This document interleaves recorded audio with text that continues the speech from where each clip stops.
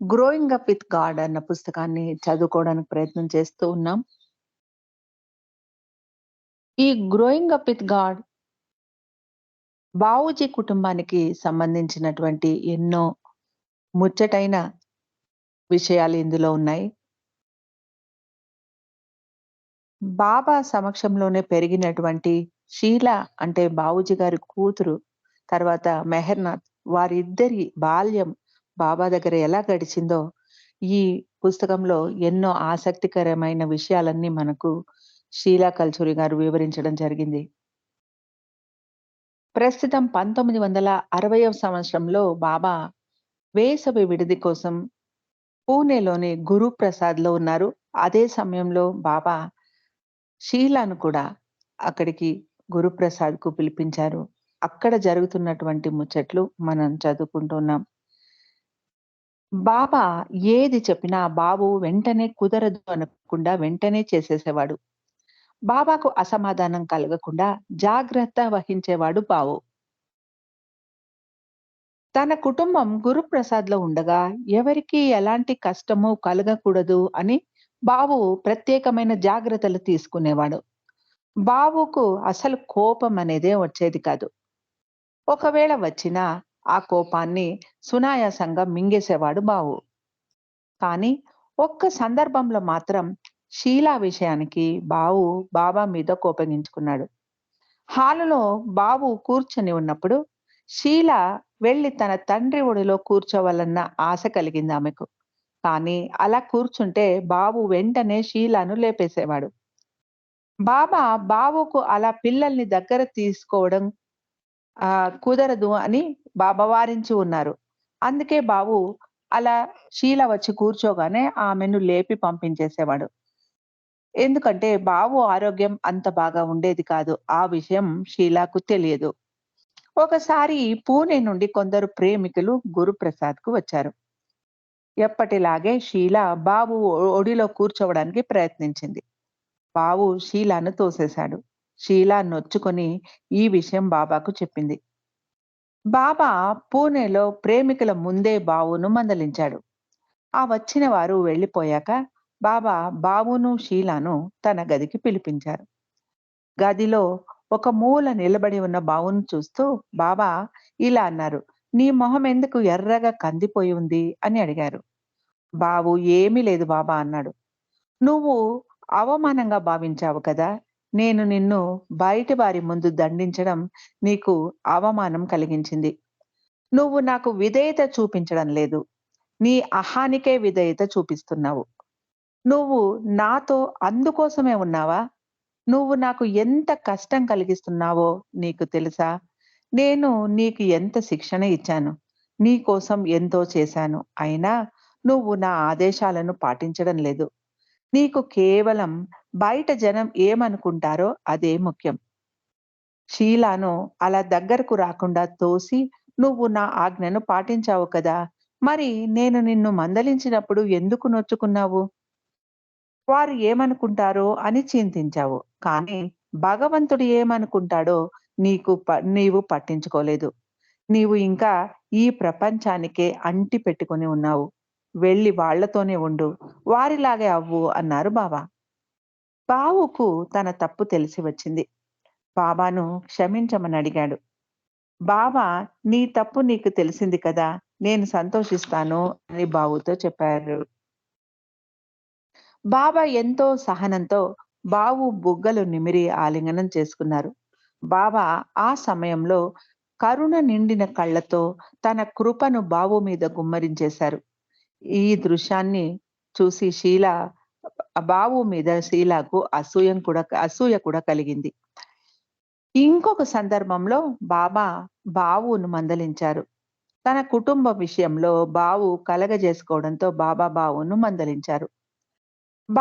బావు కుటుంబ సభ్యులను తన గదిలోకి పిలిచి ఏదో విషయం గురించి మాట్లాడుతూ ఉండగా బావు మధ్యలో కలగజేసుకున్నాడు. బాబా బావును వారిస్తూ "నువ్వు మధ్యలో ఎందుకు దూరిపోతావు? వారు నీ కుటుంబ సభ్యులు అని నీవు అనుకుంటున్నావా? వారు నీ బాధ్యత అని నీవు అనుకుంటున్నావా? వారు ఇప్పుడు నీ కుటుంబం కాదు. అందువలన వారు నీ బాధ్యత కూడా కాదు. వాళ్ళ గురించి మరచిపో. నేను వారికి ఏమి చెప్పాలో అది చెబుతాను. వారిని చూసుకోగల స్తోమత నాకు ఉంది. నేను వారి భారాన్ని నా తలపైకి తీసుకున్నాను. ఇప్పుడు వారు నా బాధ్యత. నువ్వు ఒక్క మాట కూడా మాట్లాడడానికి లేదు అన్నారు బాబా. బావు మరి వారు దేనికి ఫిర్యాదు చేయకుండా ఉండాలి కదా బాబా అన్నాడు. బాబా అసహనంగా, "మళ్ళీ అదేం మాట్లాడుతున్నావు? వారు నాకు భారంగా ఉన్నారని నువ్వు అనుకుంటున్నావా? వారు నాకు తలనొప్పిగా ఉన్నారనా నీ అభిప్రాయం?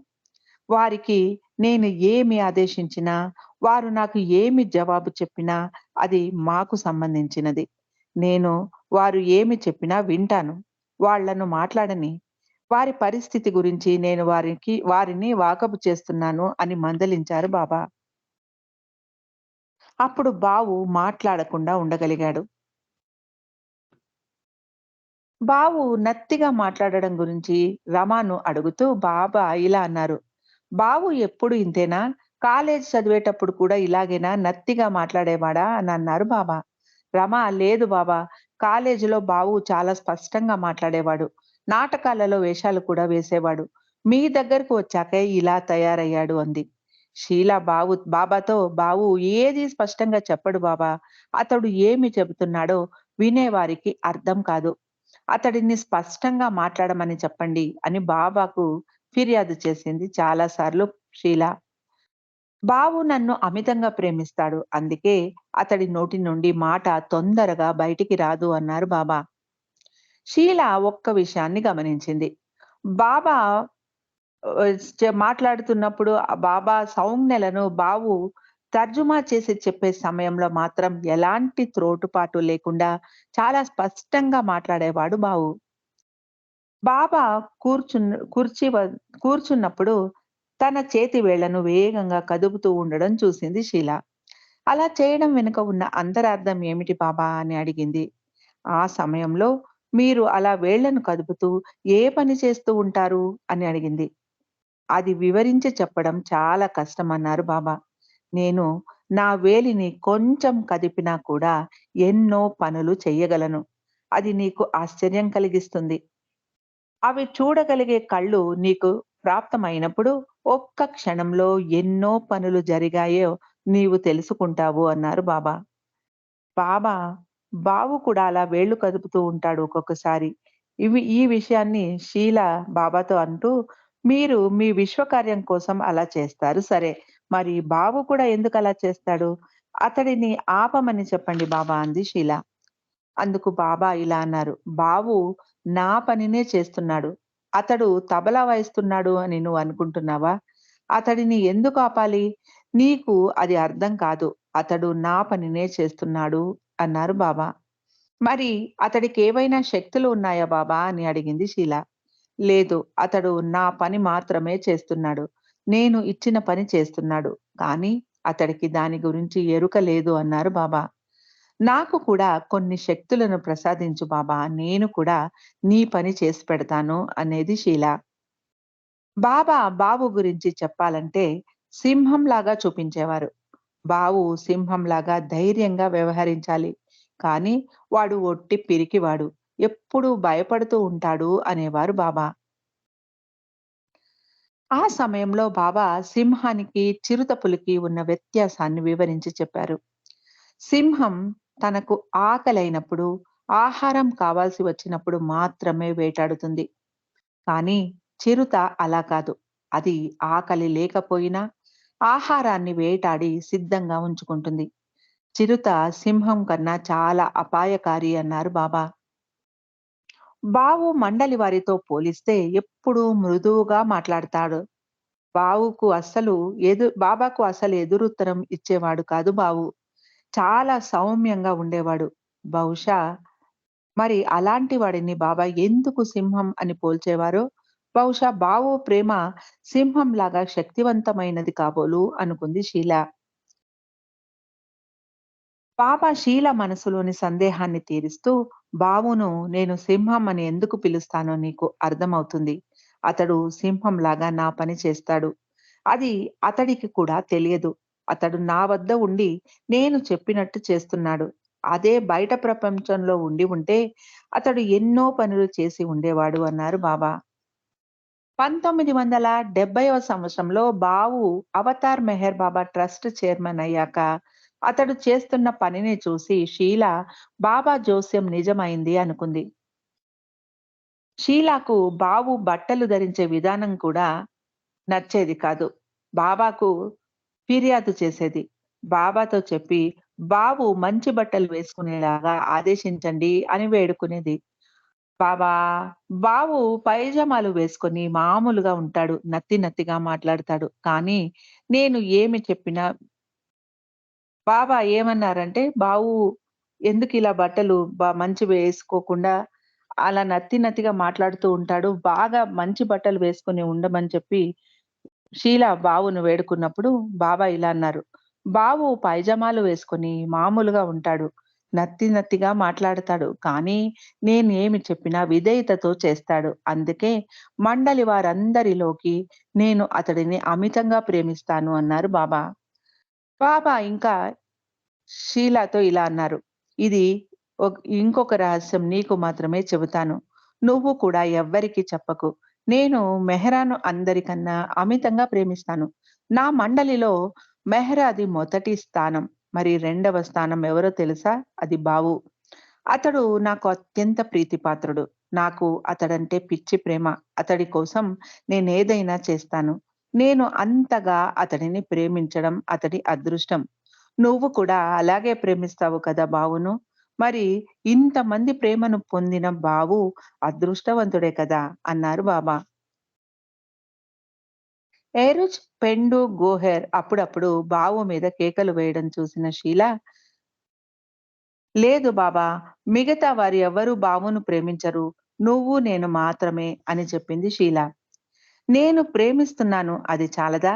మొత్తం ప్రపంచం నాదే అయినప్పుడు నేను ప్రేమిస్తే ప్రపంచమంతా ప్రేమించినట్టే" అన్నారు బాబా. "నాకు ఆ అనుభవం కలగడం లేదు. నీలో మొత్తం ప్రపంచం ఉంది అన్న అనుభూతి నాకు కలగడం లేదు" అంది షీలా. "నా మండలి వారందరి పైకి బావు నాకు ఎక్కువ విధేయత చూపుతాడు. నాతో వాదించడు. అంతేకాదు అతడు చాలా అమాయకుడు. అందుకే ఈ అవతారంలో అతడు నాకు అత్యంత ప్రీతిపాత్రుడు" అన్నారు బాబా. "కానీ బాబా, బావు నీ వద్దకు రాకముందే ఆది కాక, ఏరుచ్, పెండు, పాద్రి కాక వీళ్ళంతా నీ వద్ద ఉన్నారు కదా" అంది షీలా. "అవును. వారందరూ ముందే ఉన్నారు. నేను వారిని కూడా ప్రేమిస్తాను. కానీ బావును తన కుటుంబంతో అన్ని బంధాలను తెంచుకొని రమ్మని చెప్పాను. అతడలాగే చేశాడు. ఎవరైనా నాతో ఉంటూ తమ తల్లిదండ్రులను చూడకుండా ఉండగలరా? కేవలం వారిని చూడకుండా ఉండడమే కాదు, హృదయంలో వారి మీద మమకారాలను, బంధాలను విడిచిపెట్టేయమని చెప్పాను. అతడికి బంధువులు ఉన్నారు అన్న విషయాన్నే మర్చిపొమ్మని చెప్పాను. అతడలాగే చేశాడు. అతడికి ఆ సందర్భమే ఆ స ఆ అస అసలు ఆ సంబంధమే లేదు. ఇది నిజమైన విధేయత. నేను ఏమి చెప్పినా అతడు చేస్తాడు" అన్నారు బాబా. షీల అనుమానంగా, "అతడు నా తండ్రి కాబట్టి నాతో ఇలా చెబుతున్నావు కదా బాబా" అని అడిగింది. "అతడు నీ తండ్రి ఎంత మాత్రమూ కాదు. నీవు అతడి కూతురివి కాదు. నీకు తండ్రి, బంధువు ఎవ్వరూ లేరు. కేవలం నేను మాత్రమే ఉన్నాను" అన్నారు బాబా. బాబుకు తన పుట్టిన ఊరు ఆహ్, ఆహ్, అయినటువంటి కతంగి నుండి బంధువులు ఉత్తరాలు రాసేవారు. "మీరు అనుమతి ఇస్తే బాబు తన తల్లిని చూసి వస్తాడేమో బాబా" అంది షీల. బాబా, "లేదు. బాబు అలా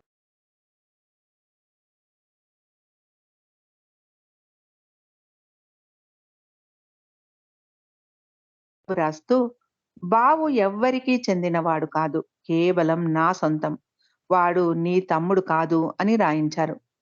కానీ బాబు కుటుంబ సభ్యులకు బాబా ఉద్దేశం అర్థమయ్యేది కాదు. బాబా ఎందుకలా అంటున్నారు అని వారు ఆశ్చర్యపోతూ ఉండేవారు. గురుప్రసాద్‌లో ఉంటున్న సమయంలో సాయంత్రం పూట బండ్ గార్డెన్‌కు వాకింగ్ వెళ్లి రావడానికి అనుమతి ఇచ్చారు బాబా. రమా, మెహర్‌నాథ్, నానా కేర్ తోడు రాగా బండ్ గార్డెన్‌కు వెళ్లి తిరిగి వచ్చేవారు. షీలా వారితో వెళ్ళాలని అనుకునేది కాదు. బాబా ఒకవేళ తన వద్దకు పిలుస్తారేమో అని ఎదురు చూసేది. బాబా అలాగే పిలిచేవారు. "నువ్వెందుకెళ్ళలేదు?" అని అడిగారు బాబా. "బండ్ గార్డెన్‌కు ఎప్పుడైనా వెళ్ళవచ్చు. కానీ నీ దగ్గర కూర్చునే అవకాశం రాదు కదా బాబా" అంది షీల. బాబా ఆశ్చర్యంగా బాబు వైపు చూస్తూ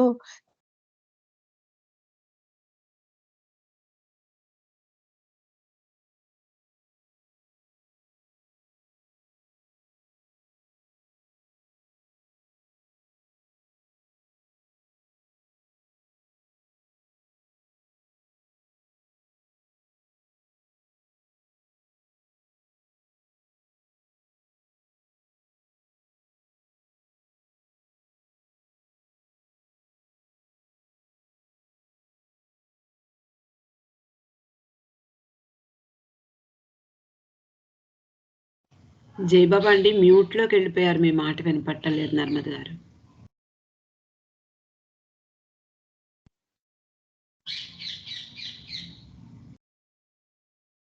వినపడుతోందా ఆ! లక్ష్మి గారు? ఆ! ఆ! వినపడుతుంది. జై బాబా.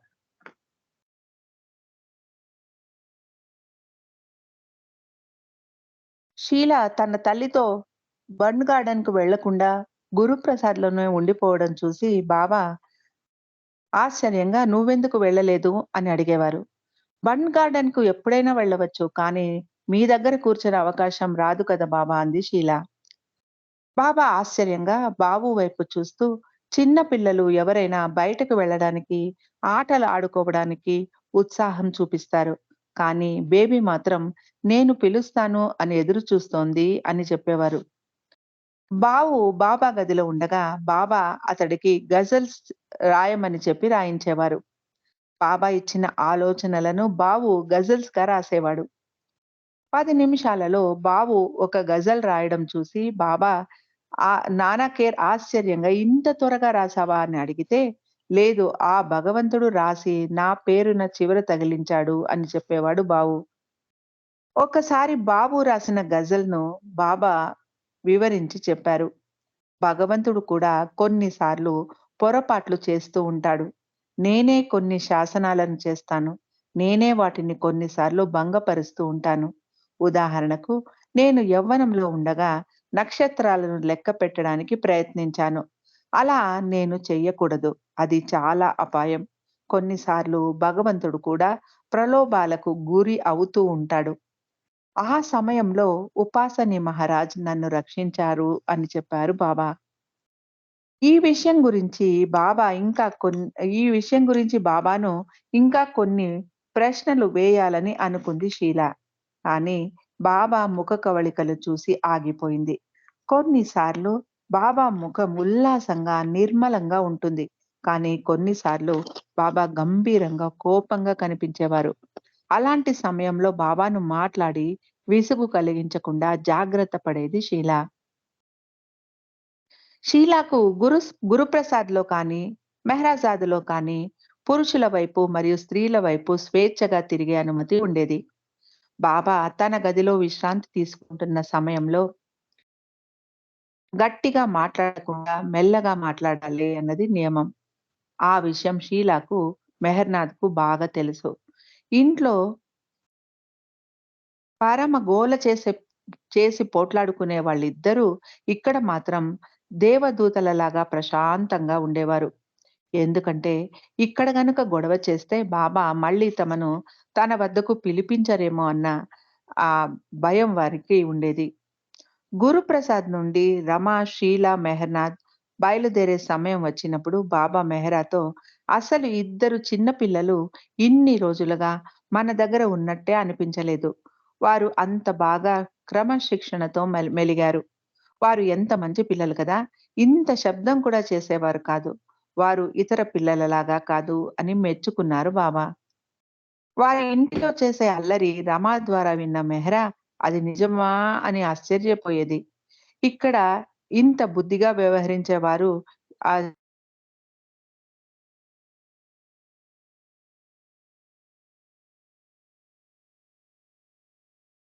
గానే మెహర్‌నాథ్‌కు జాండీస్ వచ్చి బాగా నీరసించిపోయాడు. ఆ సమయంలో బాబా ఇంకా పూణేలోనే ఉన్నారు.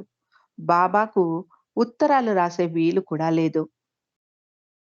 బాబా అనుమతి లేకుండా మెహర్‌నాథ్‌ను హాస్పిటల్‌లో చేర్చడానికి కూడా అనుమతి ఉండేది కాదు. మెహర్‌నాథ్ కళ్ళు పచ్చగా మారిపోయాయి. షీల బయట కూర్చొని రోజు బాబాకు ప్రార్థన చేసేది. బాబా, నువ్వు భగవంతుడివి కదా! మరి మెహర్‌నాథ్‌కు ఎందుకు నయం చెయ్యవు అని వేడుకునేది షీల. గురుప్రసాద్‌లో బాబా బాబుతో రమా నుండి ఏదైనా ఉత్తరం వచ్చిందా అని అడిగారు. ఉత్తరాలు రాయడం ఆపేశారు కాబట్టి గురుప్రసాద్‌కు తపాలా రావడం లేదు బాబా అన్నాడు బాబు. బాబా ఆ రాత్రంతా చిరాకుగా ఉండడం గమనించారు బాబు. మెహర్‌నాథ్ గనుక మరణిస్తే నీకేమనిపిస్తుంది అని పదే పదే బాబును అడిగారు బాబా. ఆ రాత్రి మెహర్‌నాథ్ జ్వరం ఇంకా ఎక్కువైపోయింది. డాక్టర్ విలియం కూడా లేడు. ఏదో ఒకటి చేయాలని షీల దగ్గరలోనే ఉన్న టీబీ శానిటోరియంకి వెళ్లి అక్కడ ఉన్న డాక్టర్‌ను తీసుకొచ్చింది. ఆ డాక్టర్ మెహర్‌నాథ్‌ను పరీక్షించి గాబరా పడ్డాడు. వెంటనే అహ్మద్‌నగర్‌కు వెళ్లి ఒక ఇంజెక్షన్ కొనుక్కొని వచ్చి మెహర్‌నాథ్‌కు వేశాడు. పాద్రికి విషయం తెలిసి బాబా ఆజ్ఞ లేకుండా "ఎందుకు డాక్టర్‌ను పిలుచుకొచ్చావు?" అని కేకలేశాడు. ఆ డాక్టర్ "ఇది హోమియోపతి వైద్యంతో తగ్గే జబ్బు కాదు. యాంటీబయాటిక్స్ వాడాలి. లేకుంటే ప్రాణానికే ప్రమాదం" అని చెప్పాడు. మెహర్‌నాథ్ కోలుకున్నాడు. బాబా పూణే నుండి తిరిగి వచ్చాక మెహరాబాద్‌కు వచ్చారు. బాబా విషయమంతా విని మెహర్‌నాథ్‌ను ఆలింగనం చేసుకొని పదే పదే ముద్దులు పెట్టారు. "నా కృప నీ మీద ఉంది. అందుకే నువ్వు బ్రతికావు" అన్నారు. బాబా రమాకు చెప్పి దానిమ్మ రసం ఎక్కువగా తాగించమన్నారు మెహర్‌నాథ్‌కు. బాబా పాద్రిని బాగా మందలించారు. మెహర్‌నాథ్‌కు అంత సీరియస్‌గా ఉంటే డాక్టర్‌కు చూపించకుండా నిన్ను హోమియో వైద్యం చేయించమని ఎవరు చెప్పారు అని కోప్పడ్డారు బాబా. విలియం కూడా పాద్రి హోమియో వైద్యం గురించి ఫిర్యాదు చేస్తూ పాద్రికి తాను గొప్ప డాక్టర్‌ని అని నమ్మకం ఏమీ అర్థం చేసుకోడు బాబా అన్నాడు. ఒకసారి రమాకు కూడా సుస్థి చేస్తే విలియం ఆమెను హాస్పిటల్‌కి తీసుకెళ్లి వైద్యం చేయించాడు. అప్పటి నుండి ఏదైనా ఆరోగ్య సమస్యలు వస్తే షీల పాద్రికి చెప్పకుండా దాటవేసేది. మెహరాబాదులో బాబా సంరక్షణలో జీవిస్తున్న మా జీవితాలు ఎలా ఉండేవో ఇది ఒక ఉదాహరణ అంటారు షీల. బాబా అనుమతి లేకుండా ఎలాంటి నిర్ణయం తీసుకునే వెసులుబాటు ఉండేది కాదు. భగవంతుడితో జీవించడం చాలా అద్భుతం. కానీ అక్కడ ఉండగలగడం ఒక పెద్ద సవాలును ఎదిరించడమే. బాబా కోరిన విధంగా జీవించలేక చాలా మంది పారిపోయేవారు. ఎప్పుడు ఎలాంటి ఆదేశం బాబా వద్ద నుండి వస్తుందో ఊహించడమే కష్టం. బాబా కోరినట్టు జీవించాలంటే ఆ ఆలోచనలను, సంతోషాలను పక్కన పెట్టాలి అంటారు షీల. ఎప్పుడైనా బాబా ఆదేశాలను ఉల్లంఘించినప్పుడు ఏవో అనుకోని అవాంతరాలు ఏర్పడేవి. ఎప్పుడూ బాబా ఆదేశాలను తూచా తప్పకుండా పాటించేవారు రమ మరియు పిల్లలిద్దరూ. బాబా ఆదేశాలను పాటించడం సులభమేమీ కాదు. అయినా ఎంతో కష్టపడి వాటిని పాటించడానికి ప్రయత్నించేవారు. బాబా ఏదైనా జబ్బు వచ్చినప్పుడు వెంటనే డాక్టర్‌ను సంప్రదించండి. ఆరోగ్యాన్ని బాగా కాపాడుకోండి అని చెప్పేవారు. నేను ఈ డాక్టర్‌లను ఎందుకు సృష్టించాను? వారి సలహా తీసుకొని ఆరోగ్యాన్ని కాపాడుకోవాలి అని చెప్పేవారు బాబా.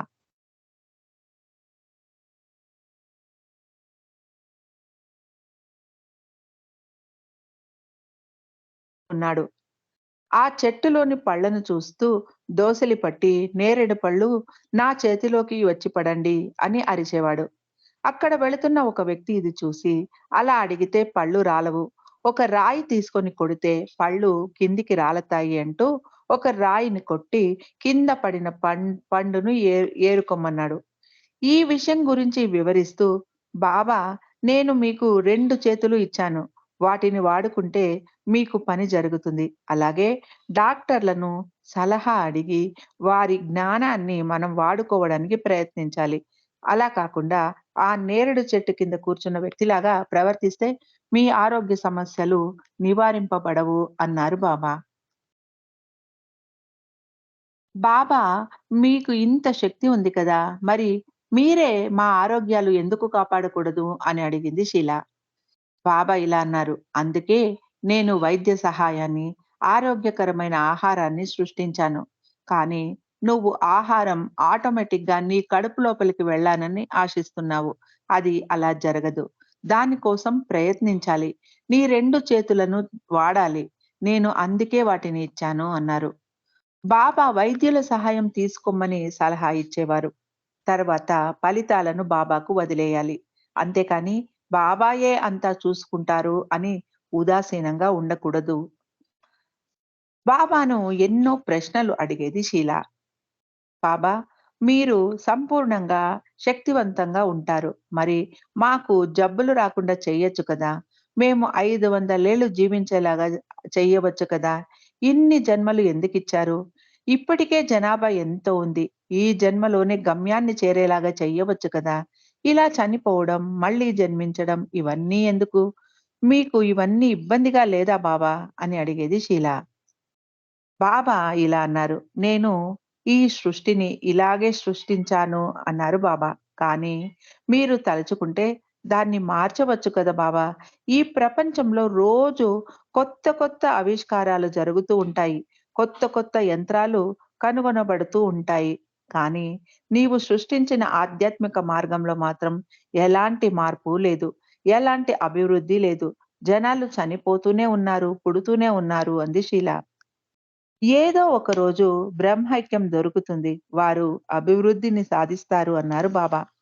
కానీ దానికి ఎంతో సమయం పడుతుంది బాబా అంది షీల. బాబా నవ్వుతూ బాబు వంక చూస్తూ నీలాగే షీల చాలా తెలివిగలది. అంతేకాదు చాలా ధైర్యంగా మాట్లాడుతుంది. నువ్వు బుద్ధివంతుడివే కానీ సూటిగా మాట్లాడలేవు అన్నారు బాబా. బాబా షీల అడిగిన ప్రశ్నలను మెహరాకు కూడా చెప్పారు. షీల మనసు అంత వేగంగా పనిచేసినా కూడా నా మాటకు శ్రద్ధగా విధేయత చూపుతుంది. ఆమె బుర్రలో అన్ని ప్రశ్నలు ఉన్నా కూడా విధేయత పాటిస్తుంది. హృదయాన్ని తెరిచి ప్రశ్నలు వేస్తుంది. కొన్నిసార్లు నేను ఆమెకు వివరించి చెబుతాను. కానీ కొన్నిటికి జవాబు చెప్పను. ఎందుకంటే అవి ఆమెకు అర్థం కావు అన్నారు బాబా. మెహర్‌నాథ్ తన 8వ పుట్టినరోజుకు మెహరాజాద్‌కు రావడానికి బాబా అనుమతిని కోరాడు. బాబా 22 అక్టోబర్ 1961వ సంవత్సరంలో మెహర్‌నాథ్ పుట్టినరోజున అతడు మెహరాజాద్ రావడానికి అనుమతించి, ఆ సంవత్సరం నుండి ప్రతిసారి మెహర్‌నాథ్ పుట్టినరోజును మెహరాజాద్‌కు రావడానికి అనుమతి ఇచ్చారు బాబా. డైనింగ్ టేబుల్ వద్ద బాబాకు ఒకవైపు మెహరా కూర్చుంది. ఇంకొక వైపు షీలాను మణిని పక్కకు జరిపి తాను కూర్చోవడం షీలాకు ఇష్టం లేదు. అంతేకాదు దూరం నుండి అయితే బాబా మొహం బాగా స్పష్టంగా కనపడుతుంది. అదే పక్కన కూర్చుంటే సారికి బాబా తల పక్కకు తిప్పి చూడాలి. అందుకే మరే మరేం పర్వాలేదు బాబా! నేను ఎక్కడ కూర్చున్నా పర్వాలేదు. నేను నిన్ను ప్రేమించగలగడమే ప్రధానం. అదే నాకు ముఖ్యం అని చెప్పింది షీల. బాబా చాలా సంతోషించి మెహరాతో ఇలా అన్నారు. చూడు, షీల మిగిలిన పిల్లల్లాగా కాదు. అచ్చు నీలాగే ఆలోచిస్తుంది. నన్ను అపాయంలోకి నెట్టదు అన్నారు బాబా. మెహరా కూడా సంతోషించి షీల చాలా మంచిది మరియు బుద్ధివంతురాలు. సూ సూక్ష్మగ్రాహి. మిగతా పిల్లలలా కాదు బాబా అంది. అందుకే షీల అంటే నాకు ప్రేమ. ఆమె అంత బాగా సర్దుకుపోతుంది కాబట్టే నేను ఇన్ని సార్లు మెహరాజాద్‌కు రావడానికి అనుమతి ఇస్తున్నాను బాబా అంది మెహరా. బాబా అరగంట పాటు భగవంతుడికి చూపాల్సిన నిజమైన ప్రేమ గురించి మాట్లాడారు. షీలా బాబాతో మరియు మెహరాతో, నేను మీరు అనుకున్నంత మంచిదాన్ని కాదు. మెహర్‌నాథ్‌కు ఎన్నో సార్లు చెడు మాటలు తిట్టాను అని చెప్పింది. నువ్వు వాటిని మాట్లాడతావు కానీ వాటిని చేతల్లోకి తీసుకురావడం రానంత వరకు నీకు చెడు సంస్కారాలు రావు. కానీ అలా నోటితో కూడా మాట్లాడకుండా ఉండటానికే ప్రయత్నం చెయ్యి అన్నారు బాబా. బాబా, నేను కూడా అలా చేయడానికే ప్రయత్నిస్తాను. కానీ అలా గట్టిగా బయటకు మాట్లాడేస్తే నా మనస్సులోని ఆలోచనలు మాయమైపోతాయి. లేకుంటే అవి అలాగే నా మనస్సులో వస్తూ ఉంటాయి అంది షీల. అలా అయితే గట్టిగా అరచి బయటికి వెళ్ళగక్కి చెత్తను మనసులో పెట్టుకోవడానికి బదులు కక్కేయడమే ఉత్తమం. ఎవరి మీదైనా కోపాన్ని గట్టిగా మాటలతో వెళ్ళగక్కి, తరువాత దాని గురించి పూర్తిగా మరచిపోయి, వారి మీద చెడు భావాలు కలగకుండా ఉండగలిగితే అదే మంచిది. అదే మంచి పద్ధతి అన్నారు బాబా. ఎవ్వరికీ చెడు తలవకు. మెహరాకు కూడా కోపం వస్తుంది. ఆమె దాన్ని నిగ్రహించుకోలేదు. అది ఆమె బయటకు వెళ్ళగక్కేస్తుంది. అదే మంచిది. లోపల పెట్టుకోవడం కంటే అది ఉత్తమం అన్నారు బాబా. మెహరాజాద్‌లో డైనింగ్ హాల్‌లో బాబా మరియు స్త్రీ మండలితో కలిసి భోజనం చేసే సమయంలో బాబా మెహరాను ఎంతగా ప్రేమిస్తారో షీల కళ్ళారా చూడగలిగేది. మెహరా భావాలకు బాబా చాలా ప్రాముఖ్యతను ఇచ్చేవారు. చిన్న విషయాన్ని కూడా విస్మరించేవారు కాదు బాబా. భోజనం చేస్తున్నంత సేపు మెహరా, నీకు ఆహారం నచ్చిందా అని అడిగేవారు. మెహరాకు నచ్చితే ఆ పదార్థం రుచిగా ఉన్నట్టే. ఇంకెవరిని అలా అభిప్రాయం అడిగేవారు కాదు బాబా. మొదట రమ ముందర భోజనం చేస్తూ ఉన్నప్పుడు మెహరా కొంచెం సంకోచించేది. ఎందుకంటే మెహరాకు 2 చేతులు ఉపయోగించి తినడమే అలవాటు. భారతదేశంలో ముఖ్యంగా హిందువులు కేవలం కుడి చేత్తో మాత్రమే తింటారు. వాళ్ళు తనను చూసి ఏమనుకుంటారో అని సంకోచించేది మెహరా. బాబా మెహరా ఆలోచనలను పసిగట్టి రమాతో, మెహరా గనుక 2 చేతులతో చపాతీ తింటే నీకేమైనా అభ్యంతరమా అని అడిగారు. రమ ఏమి జవాబు చెప్పాలా అని సంకోచిస్తూ ఉండగా షీల కల్పించుకొని, బాబా, చపాతీ పిండిని 2 చేతులు ఉపయోగించి కలిపినప్పుడు 2 చేతులతో తింటే మాత్రం ఏమిటి ప్రమాదం అని చెప్పింది. బాబా సంతోషంగా, షీల చాలా తెలివిగలది, సరైన సమాధానం ఇచ్చింది అని పొగిడారు. ఒకసారి హిందీలో మాట్లాడుతూ ఉండగా మెహరా వ్యాకరణ పరంగా కొంచెం తప్పు మాట్లాడింది. షీలాను చూస్తూ, నేను ఏదైనా తప్పు మాట్లాడానా అని అడిగింది మెహరా. షీలా, లేదు మెహరా ఆంటీ అంది. మెహరాకు చాలా సంతోషం కలిగింది. బాబా చూడండి, నేను హిందీ బాగా మాట్లాడగలుగుతున్నాను అని చెప్పింది నవ్వుతూ. బాబా షీలాను చూస్తూ కన్ను కొట్టారు. షీలా మెహరా తప్పును చూపి నొప్పించనందుకు ఆమెను ఆమె పొరపాటును ఎత్తి చూపనందుకు బాబా షీలాను అభినందించారు. మెహరా ప్రేమ చాలా ఉన్నతమైనది, చాలా గొప్పది. ఆమె నొచ్చుకోవడం నాకిష్టం లేదు అని బాబా పదే పదే చెప్పేవారు. బాబా తింటున్నంత సేపు మెహరా మీదే బాబా దృష్టి ఉండేది. ఆమె ఏమి తింటోంది? ఆమెకేమి కావాలి? అని గమనించేవారు బాబా. మెహరాకు చిన్న ఆటంకం కలిగినా వెంటనే బాబా దాన్ని నివారించేవారు. అలాగే మిగిలిన స్త్రీ మండలి కన్నా మెహరా బాబాను ఎక్కువగా గమనించేది. మిగిలిన వారు మాట్లాడుతూ, జోక్స్ వేస్తూ, నవ్వుతూ ఉంటే మెహరా మాత్రం బాబా మీదే దృష్టి నిలిపి, బాబాకు ఏది కావాలో చూస్తూ ఉండేది. బాబా మొహం మీద ఆహారం పడితే వెంటనే గమనించి, లేచి చేతి రుమాలుతో తుడిచేది మెహరా. బాబా నీరు తాగగానే బాబా మీసాలను తుడిచేది మెహరా. ఎవ్వరితో మాట్లాడుతూ ఉన్నా మెహరా ఒక కంట బాబాను కనిపెడుతూనే ఉండేది. మెహ్రాకు చిన్న చిన్న కథలు వినడము సరదా. అలాగే న్యూస్ పేపర్‌లో ఏవైనా వరదలు, అగ్ని ప్రమాదాల గురించిన వార్తలు ఉంటే ఆసక్తిగా వినేది. ఆమెకు రాజకీయాలకు చెందిన వార్తలు అంత ఆసక్తి కలిగించేవి కాదు. భోజన సమయంలో కేవలం జోక్స్, ఆసక్తికరమైన విషయాలు మాత్రమే మాట్లాడేవారు. షీలా మెహ్రాజాద్‌కు వచ్చినప్పుడు న్యూస్ పేపర్‌లోని ఏవైనా ముఖ్యమైన విషయాలను ముందుగా మార్క్ చేసి పెట్టుకొని మెహరాకు చదివి వినిపించేది. బాబా ఏ విషయాలు మెహరా ముందు చదవవచ్చో, ఏవి చదవకూడదో, ఎలాంటి పదాలు వాడకూడదో ముందుగానే షీలాకు తర్ఫీదిచ్చారు. భోజన సమయంలో మెహరా తాను షీలా ద్వారా విన్న విషయాలను ఎంతో ఆసక్తిగా, ఉత్సాహంగా బాబాకు వివరించి చెప్పేది. బాబా ఈరోజు ఒక దొంగతనం జరిగింది అనో, ఇంకేదో విషయమో వివరించేది. బాబా కూడా చాలా ఆసక్తిగా వింటూ, అవునా? అలాగా అని ఆశ్చర్యపోయేవారు. అంతా విని బాబా జనం ఎలా ప్రవర్తిస్తారో కదా!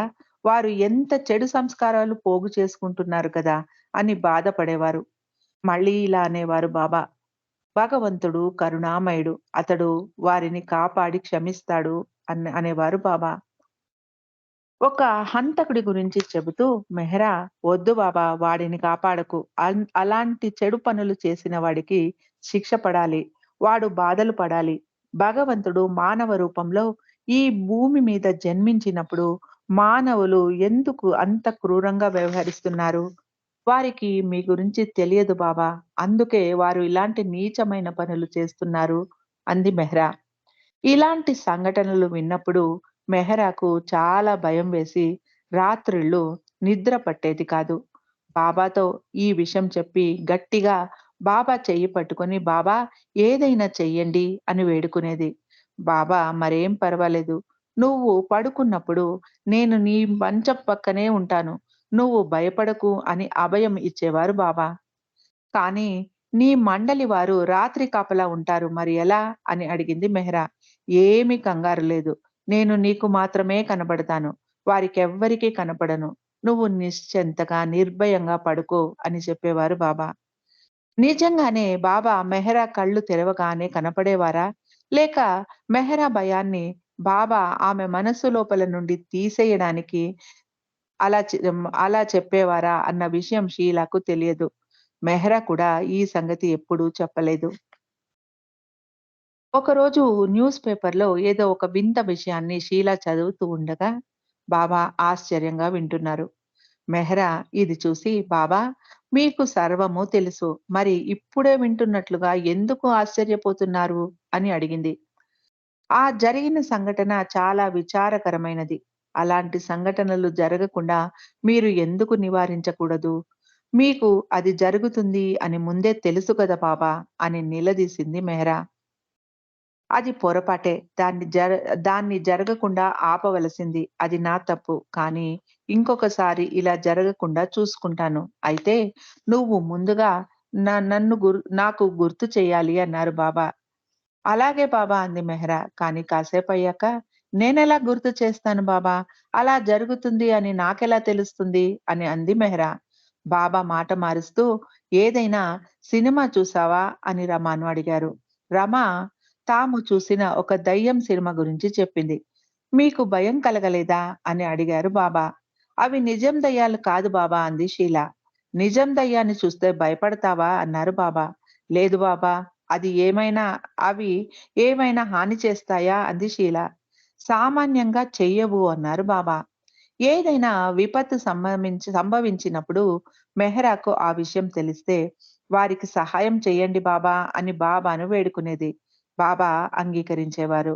ఒకసారి ఉత్తరప్రదేశ్‌లో వరదలు వచ్చి చాలా మంది చనిపోయారు.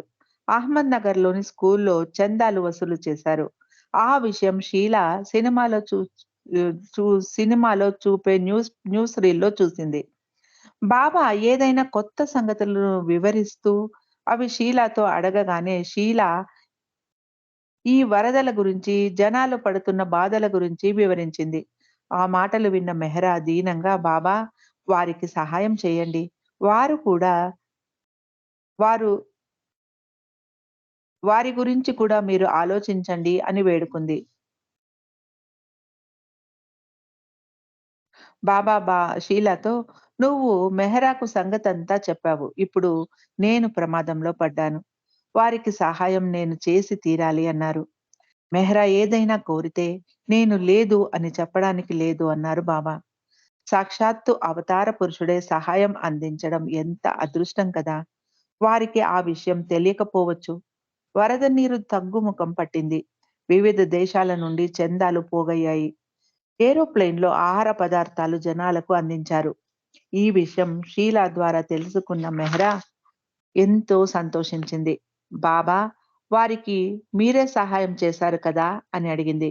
"అవును. నేనే తాళం తిప్పాను. అది పని చేసింది" అన్నారు బాబా. మెహ్రా ఎప్పుడూ సంతృప్తితో ఉండేది.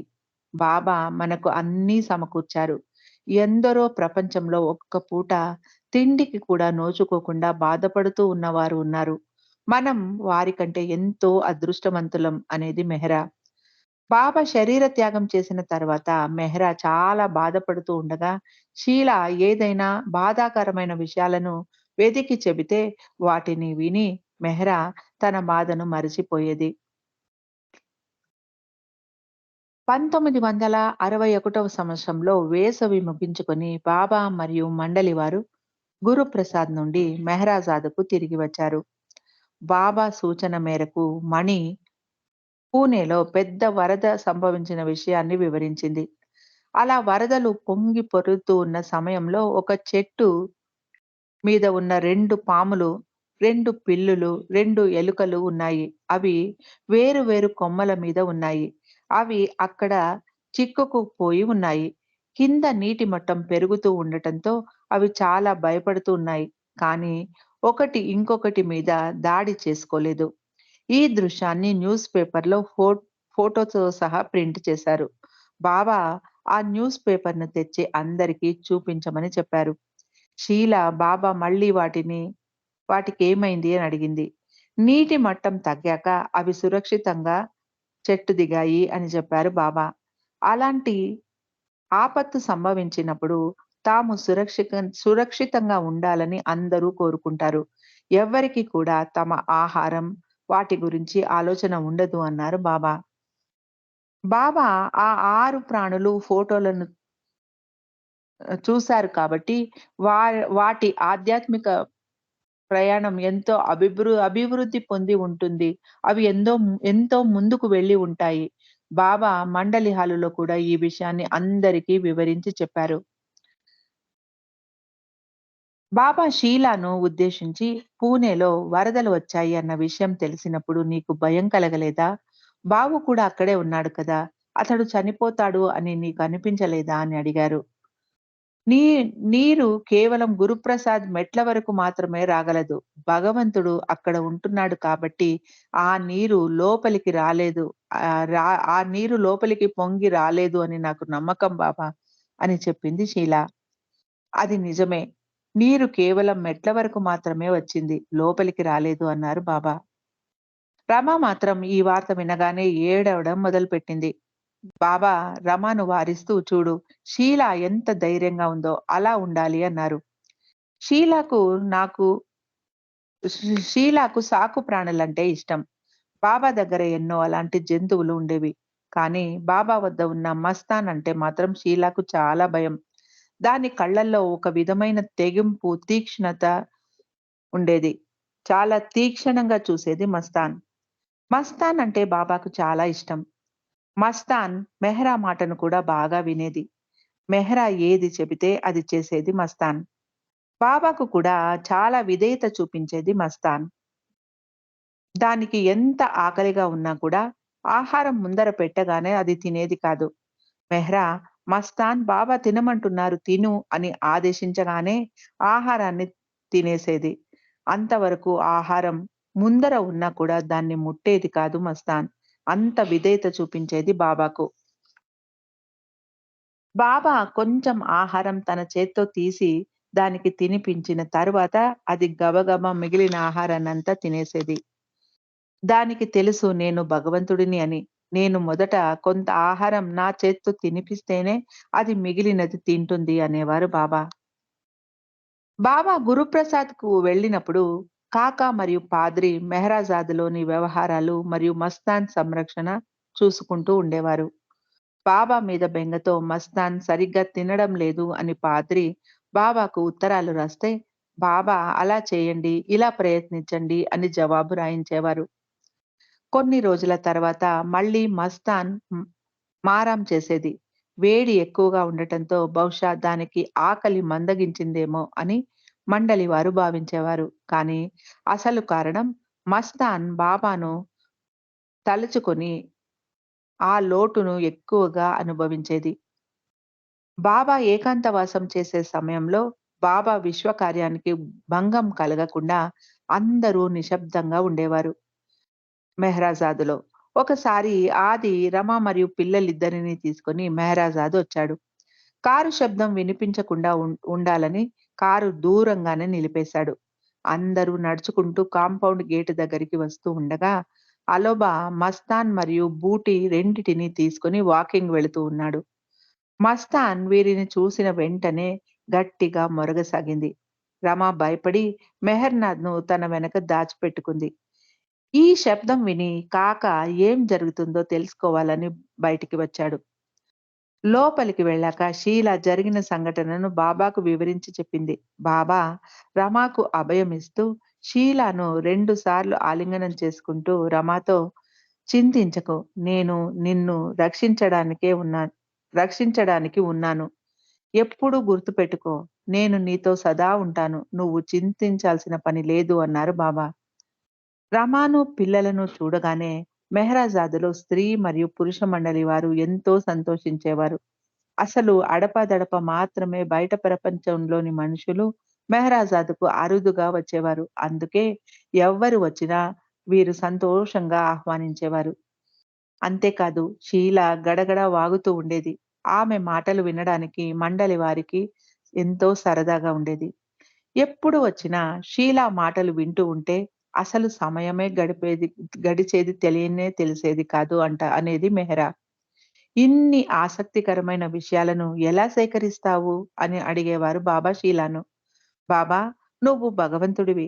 నీకు సర్వము తెలుసు. మళ్ళీ నన్నెందుకు అడుగుతారు అనేది షీలా. షీలా మాట్లాడి వెళ్ళిపోయాక మనకు నెమరేసుకోవడానికి ఎన్నో సంగతులు చెప్పి వెళుతుంది. ఆమె మళ్ళీ వచ్చే వరకు వాటి గురించి మనం ఆలోచిస్తూ మంచి కాలక్షేపం చేసుకోవచ్చు అనేది మెహ్రా. నువ్వు వెళ్ళిపోయాక కూడా నీ గురించి మేము చర్చించుకుంటాము. నువ్వు ఎంతో అదృష్టవంతురాలివి.